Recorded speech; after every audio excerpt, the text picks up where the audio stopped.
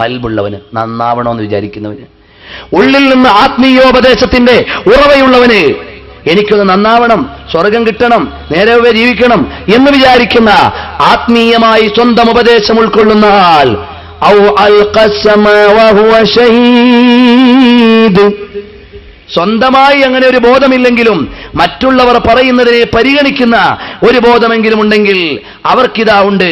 ഖുർആൻ പറയുകയാണ്, ഫീമാ ദുക്കിറ മിൻ ഖിസ്സത്തി ഹൗലാഇൽ ഉമം വമാ ദുക്കിറ ഫീ ഹാദിഹി സൂറ വമാ ഖബലഹാ മിനൽ ആദാബി വൽ മവാഇദ്, ഇവിടെ പറയപ്പെട്ട എല്ലാ ഉദാഹരണങ്ങളും അതുപോലെ തന്നെ സംഭവങ്ങളുമെല്ലാം ലതദ്കിറ, അതൊരു അനുസ്മരണമാണ്, ഓർമ്മപ്പെടുത്തലാണ്, വമൗഇദത്തുൻ വഇബറ, അവിടുന്ന് ചിന്തിക്കാനുള്ളൊരു വഴിയാണ്, ലിമൻ യഅ്തബിറു ബിഹാ, ഇത് പരിഗണിക്കുന്ന ആളുകൾക്ക്. വേണോന്ന് വിചാരിച്ച് ഇതിനോട് സമീപിക്കുന്ന ആളുകളുണ്ടോ എന്നവർക്ക് നന്നാവാ. ഇതെങ്ങനെയെങ്കിലും ടൈം പാസിന് എന്തായാലും 2 മണിക്കൂർ റമദാൻ മാസത്തിൽ വെച്ചെന്നിരിക്കുകയല്ലേ, പോട്ടെന്ന് വിചാരിച്ച് പോയതാണെങ്കിൽ മഅസലാമ, ഒരു കാര്യമില്ല. അതേ സമയത്ത് നന്നാകണം, ഖുർആനിന്റെ പാഠം ഉൾക്കൊള്ളണം, എന്റെ ജീവിതത്തിൽ പരിവർത്തനമുണ്ടാകണം എന്ന് ചിന്തിക്കുന്ന ആളാണോ, ഇന്ന ഫീ ദാലിക ലദിക്റാ, നിങ്ങൾക്കിത് മതിയാണ്, കൂടുതലൊന്നും വേണ്ട.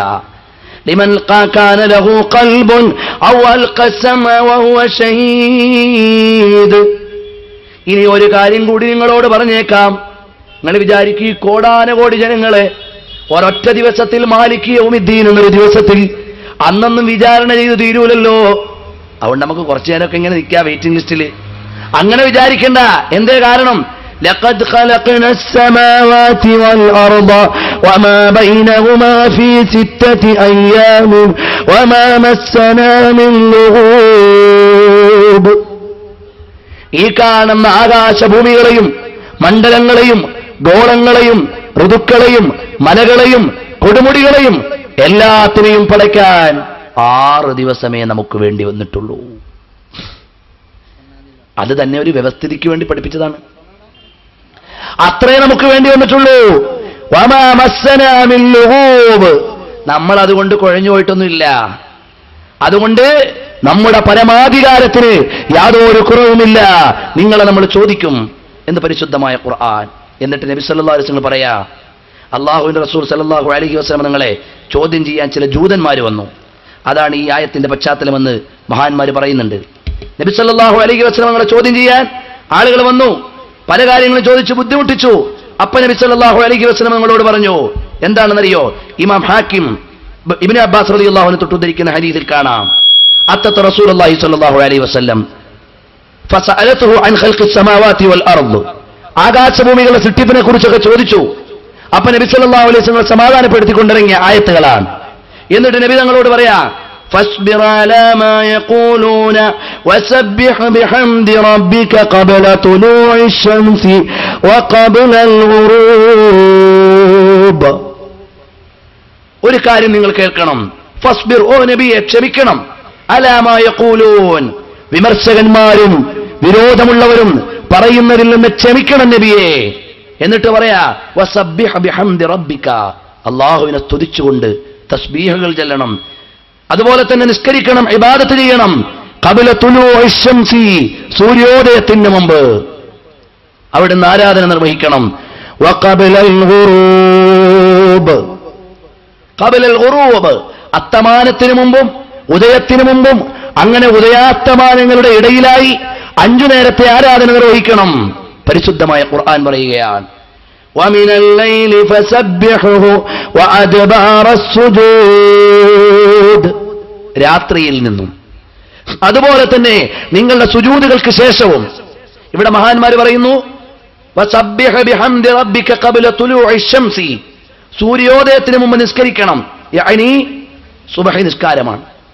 വഖബലൽ ഗുറൂബി, അസ്തമാനത്തിന് മുമ്പ്, അത് ദുഹറും അസ്റുമാണ്. വമിനൽ ലൈലി, രാത്രിയിൽ നിന്ന്, അത് മഗ്രിബും ഇശായുമാണ്. അങ്ങനെ 5 നേരത്തെ നിസ്കാരങ്ങൾ അവിടെ നിർവഹിക്കണം. ഫസബ്ബിഹു, എന്നിട്ട് സുബ്ഹാനല്ലാഹ് ചൊല്ലണം. വഅദ്ബാറസ് സുജൂദ്, നിസ്കാരത്തിന് ശേഷമുള്ള സുന്നത്തായ ദിക്റുകളും സുന്നത്തായ നിസ്കാരങ്ങളും എന്ന് ഖുർആൻ പഠിപ്പിക്കുന്നു. അപ്പൊ ആരാധനകളുമായി നമ്മൾ മുന്നോട്ട് പോകണം. അപ്പോഴേ നമുക്ക് രക്ഷപ്പെടാൻ കഴിയൂ. ഹബീബായ സല്ലല്ലാഹു അലൈഹി വഅലിഹി വസല്ലം നിങ്ങളോട് പരിശുദ്ധ ഖുർആൻ പറയാ, അങ്ങനെ പാലിച്ചിട്ട് നിഷ്ഠയുള്ള ജീവിതം ജീവിതത്തിലേക്ക് പോകണം. واتبع يوم ينادي المنادي من مكان قريب. അതാ അതിവിദൂര സ്ഥലത്തുമല്ലാതെ വിളിക്കുന്ന നാദം നിങ്ങൾ കേൾക്കണം. അഥവാ ഇസ്രാഫീൽ അലൈഹിസ്സലാമിന്റെ ഊത്താണ് ഇതുകൊണ്ട് ഉദ്ദേശിക്കുന്നതെന്ന് മഹത്തുക്കൾ പറയുന്നുണ്ട്. ثم يسمعون الصيحة بالحق ذلك يوم الخروج.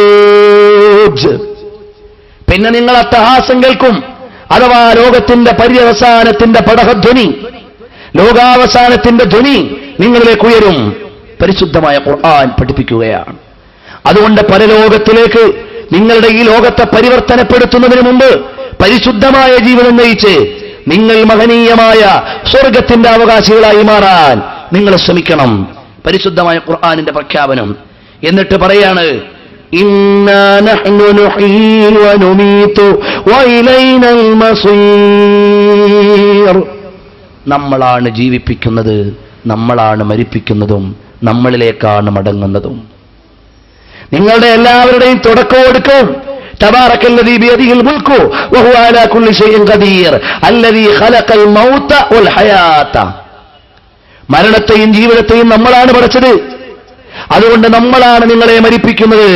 എവിടെ വെച്ച്, എങ്ങനെ, എപ്പോൾ, ആര് മരിക്കണമെന്ന കൃത്യമായ പ്ലാൻ നമ്മുടെ കയ്യിലുണ്ട്. നിങ്ങൾ ആലോചിച്ച് നോക്കൂ. എൻ്റെ നിങ്ങളുടെയൊക്കെ മൊബൈലേ അതിന് ഡേറ്റ് നിശ്ചയിച്ചിട്ട് നമ്മൾ റീചാർജ് ചെയ്തിട്ടുണ്ടാവും. ദുനിയാവിലെ കമ്പനിക്കാരൻ ആ ഡേറ്റിൻ്റെ അന്ന് ആ 24 മണിക്കൂർ അങ്ങോട്ട് കഴിഞ്ഞാൽ ഉടനെ പിന്നെ ഔട്ട് ഗോയിങ് കോൾ കട്ട് ചെയ്തു. കുറച്ച് കഴിയുമ്പോൾ ഇൻകമിങ് കട്ട് ചെയ്തു.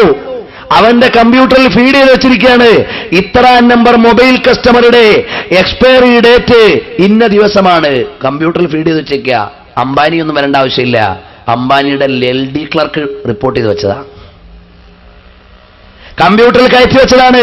ഇത്ര നമ്പർ മൊബൈൽ കസ്റ്റമറുടെ ഡേറ്റ് ഇന്ന ദിവസം എക്സ്പയർ ആകും. അങ്ങനെ ആയിരക്കണക്കിന്, 10,000-കണക്കിന്, ലക്ഷക്കണക്കിന് മൊബൈൽ കസ്റ്റമേഴ്സിന്റെ ഡേറ്റുകൾ, അതുപോലെ തന്നെ റീചാർജ് കൂപ്പണിന്റെ കോഡുകൾ, ഇതെല്ലാം ഇന്നത്തെ ഈ കൊച്ചു കമ്പ്യൂട്ടറിന്റെ ഉള്ളിൽ ഒതുക്കി വെച്ചിരിക്കുക ദുനിയാവിൽ മനുഷ്യന്മാര്. ഇനി ബില്ലടയ്ക്കുന്ന ആളാണെങ്കിലോ ഫൈനോടുകൂടിയുള്ള ഡേറ്റ്, കട്ടാക്കുന്ന ഡേറ്റ്, പിന്നെ വേണ്ടാന്ന് വെക്കുന്ന ഡേറ്റ്, ഫൈൻ അടിക്കുന്ന ഡേറ്റ്, ഇതെല്ലാം കമ്പ്യൂട്ടറിൽ വെച്ചിരിക്കുക. അപ്പൊ മെസ്സേജ് ടൈം അങ്ങോട്ട് കഴിഞ്ഞാൽ ഉടനെ മെസ്സേജ് വന്നു, മര്യാദയ്ക്ക് ബില്ലടച്ചോളാം. രണ്ടാമത് വന്നു, 2 ദിവസം കൂടെ ഉള്ളൂ. പിന്നെ വന്നു ഔട്ട് ഗോയിങ് കോൾ കട്ട്.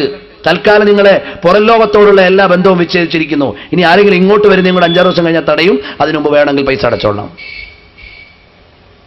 അപ്പോൾ ആ നിലയിൽ ദുനിയാവിലെ മൊബൈൽ കസ്റ്റമേഴ്സിനെ കൺട്രോൾ ചെയ്യാൻ ഇവിടുത്തെ കമ്പനികൾക്കും മൊബൈലുകൾക്കും കഴിയുന്നുണ്ടെങ്കിൽ നമ്മളെ മുഴുവനും പറഞ്ഞേച്ച